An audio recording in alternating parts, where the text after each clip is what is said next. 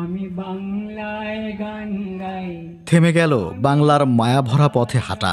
মারা গেছেন দুই বাংলার জনপ্রিয় শিল্পী প্রতুল মুখোপাধ্যায়। তার জীবন প্রদীপ নিভল ৮৩ বছর বয়সে। কিংবদন্তি এই গায়কের মৃত্যুতে শোকের ছায়া নেমে এসেছে বাংলা সঙ্গীতাঙ্গনে।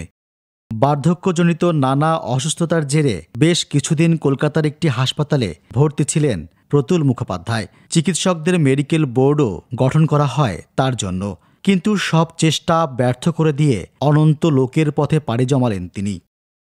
১৯৪২ সালের ২৫ জুন অবিভক্ত বাংলার বরিশালে জন্মগ্রহণ করেন প্রতুল মুখোপাধ্যায়। দেশভাগের সময় সপরিবারে ভারতে পাড়ি জমান তিনি, কিন্তু বাঙালিয়ানা আদ্যপান্ত ছড়িয়েছিল এই শিল্পীর সঙ্গে। আমি বাংলায় দেখি তার কণ্ঠে আমি বাংলায় গান গাই আজও মুখে মুখে ফেরে। গান গাওয়া, লেখা সবকিছুতেই নিজের প্রতিভার স্বাক্ষর রেখেছেন। ভরা পথে হেঁটেছি এতটা।